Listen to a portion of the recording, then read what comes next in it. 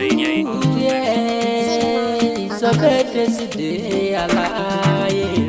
Ẹja lọkọ mọlọbàkọ Oluwatosin Adunife ọlọ́jọ́ ìbí. Happy birthday to you. Come on, say it one time, yeah. Happy birthday to you.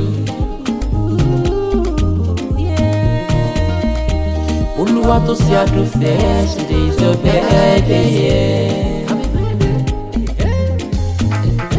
We celebrate you today, we say happy birthday to you. Oluwatosin Adunife, happy birthday to you.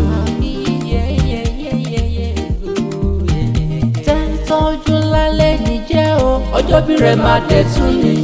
Àbákọ́ lọ́jọ́ bí òní o, àbáyọ̀ kò lè lọ́dún sí. Kò bá ló rẹ̀sọ̀ rárá ké ní mọ́ṣárì ló ti bá ọ.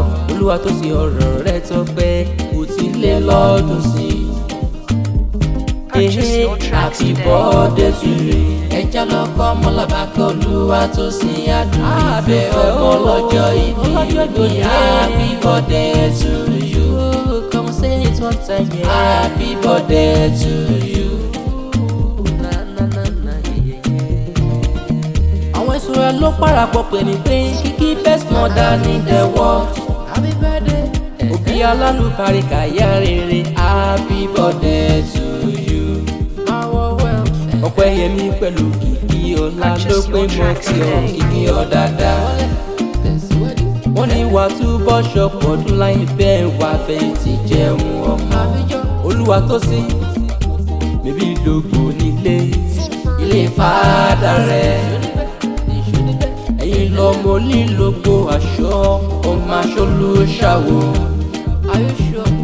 Ọmọ mẹ́kun lóye màá ní ṣe bẹ́ẹ̀ lọ́ máa pèrè tọrẹ.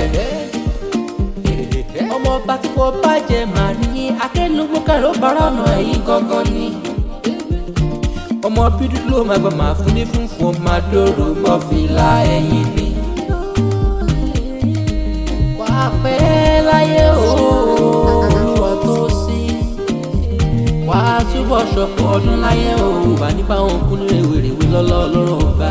Máa gbọ́ pẹ́pẹ́ lóru ṣàrọ̀ o, àtẹ̀pẹ́ látẹ́lẹ́sẹ̀ tẹ̀lé wà pẹ́ dáadáa lọ́lọ́ Olódùmarè kún kékeré. Àjò ṣàlọ́wà ìwà kéré kò padà sílé o, ọdún túbọ̀ ọdún rẹ̀ ni ó jẹ́ fún ọmọ.